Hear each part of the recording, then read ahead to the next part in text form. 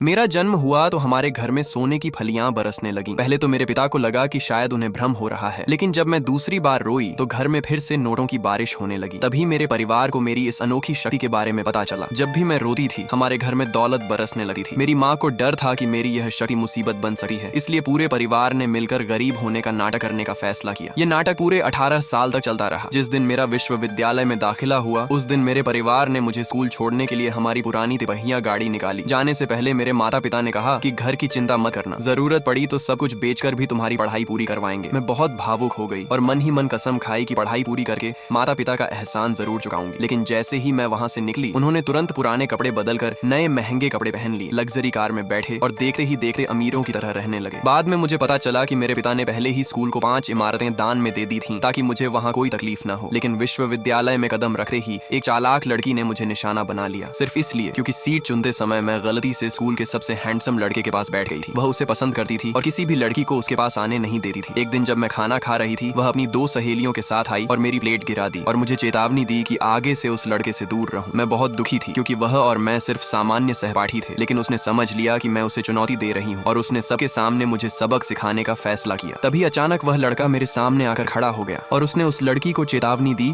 कि अपनी ताकत के दम पर किसी को परेशान मत करो। जब मैं हॉस्टल वापस आई तो मैं अपने आंसू रोक नहीं पाई। इस बार जब मैं रोई तो दूर मेरे घर के आसमान में फिर से सोने की फलियां बरसने लगी। मेरी माँ समझ गई कि मैं रो रही हूँ और उन्होंने तुरंत मुझे फोन किया। मैं अपने माता पिता को परेशान नहीं करना चाहती थी, इसीलिए मैंने उनसे छुपाया कि मुझे कॉलेज में तंग किया जा रहा है। लेकिन वह चालाक लड़की यहीं नहीं रुकी। वह फिर अपनी सहेलियों के साथ मेरे कमरे में आ गई और आज की बेइज्जती का बदला लेने लगी। मैंने उन्हें चेतावनी दी कि ज्यादा बदतमीजी न करें, लेकिन वे नहीं मानी। उसी समय घर पर सोने की फलियां बहुत तेजी से बरसने लगी। इतने सालों में कभी इतनी ज्यादा नहीं बरसी थी। मेरे परिवार को तुरंत समझ आ गया कि मेरे साथ कुछ बहुत गलत हो रहा है और वे तुरंत कॉलेज के लिए निकल पड़े। रास्ते में भी कार के अंदर सोने की फलियां गिरती रहीं और मेरे माता पिता बहुत चिंतित हो गए। उधर वह चालाक लड़की मुझे बदनाम करने के लिए मेरा चेहरा खराब करना चाहती थी। तभी गश्त लगाता हुआ एक शिक्षक वहां आ गया। मैंने तुरंत उनसे मदद मांगी, लेकिन जब उस लड़की ने झूठ बोला कि उसके पिता ने स्कूल को 5 इमारतें दान में दी हैं, तो शिक्षक का व्यवहार तुरंत बदल गया। सजा देने की बजाय उन्होंने मुझे ही उसे माफी मांगने का आदेश दे दिया। मैंने मना कर दिया, लेकिन उन्होंने धमकी दी कि अगर मैंने माफी नहीं मांगी तो मुझे स्कूल से निकाल दिया जाएगा। मैंने अपने माता पिता की मेहनत के बारे में सोचा